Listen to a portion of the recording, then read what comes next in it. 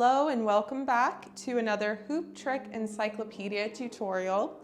And today we're going to be learning about an ISO variation called ghosting. So ghosting looks something like this. So essentially you're using your hand to ghost or trace one part of the hoop as you're doing somewhat of an ISO extension or an ISO pop, right? And you're just moving side to side.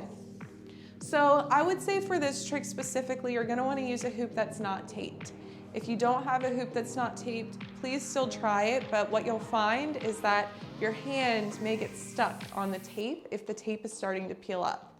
If you have a brand new taped hoop, it's most likely smooth enough that you can still try this trick and feel that smooth transition between side to side, right to left. But just, fair warning, if you have a taped hoop or if you have a larger hoop, this trick is gonna be a lot harder. This is something that I would recommend doing with a lightweight Poly Pro untaped hoop. And really not even one that's sanded. This one was not sanded at all. It has a little scuff marks from when I've dropped it on the pavement, but I can feel that roughness as I'm moving the hoop side to side, and it kind of catches on the hand still. I have to put a little bit more effort into getting it to extend smoothless and seamlessly from side to side. So trying to do it with a heavier hoop, for one, most heavier hoops are gonna be taped, so that's already gonna make it harder. And then also having the larger, heavier weight to the hoop is gonna make the arms work twice as hard to extend and to hold the hoop in this parallel line in space. So you can still do it, but it just doesn't look the same and it doesn't feel the same at all in the body. It's gonna be a lot more of a workout. So to start this trick, you're gonna have the hoop. I'm starting in the right hand, palm facing up. Grab onto the hoop and then start to extend it out to the side. And then bring the hoop over to the right. Okay, so try to create this line in front of you. Imagine a line that the hoop is gonna travel like a balance beam even, right? So visualize this imaginary balance beam and you want the hoop to travel right across this balance beam. So you wanna start with this first because what this is gonna do is it's gonna help train your arm muscle to keep the hoop in the same line going left to right, side to side. Okay, and you're gonna wanna do that in both hands.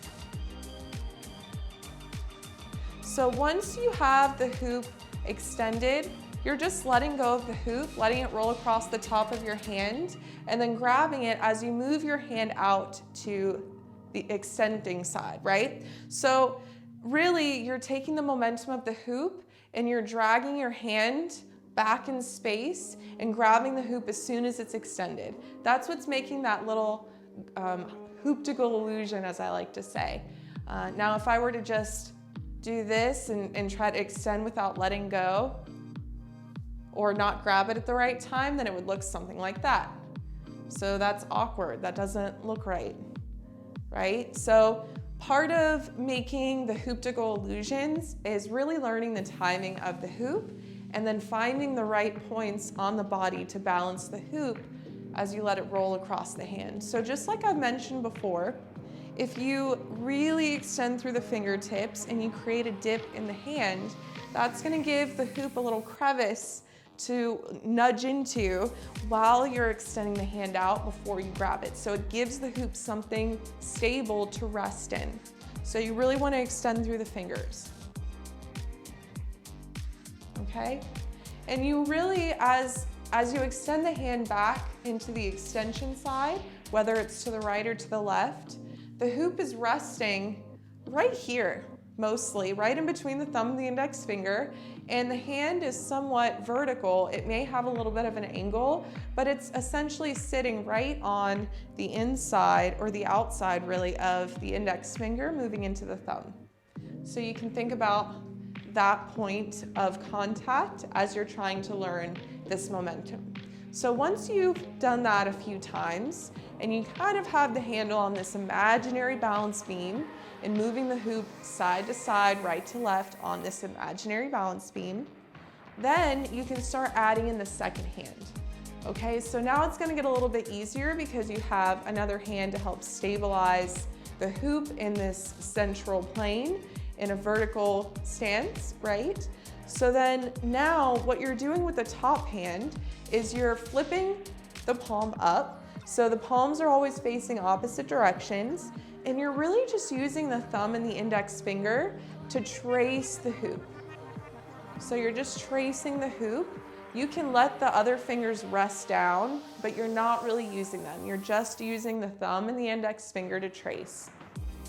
So as you're tracing the hoop, you're also moving the hoop over to the opposite side. So fullest extension for me to the left. I'm using my right hand as my dominant.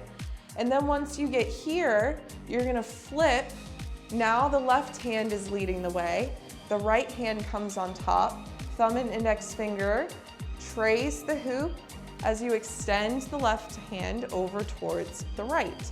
Once again, you get here, and then you flip the grip.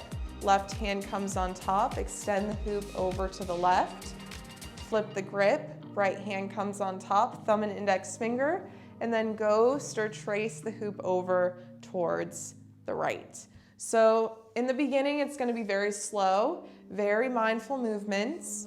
This is actually gonna help build a lot of muscle stability in the upper arm.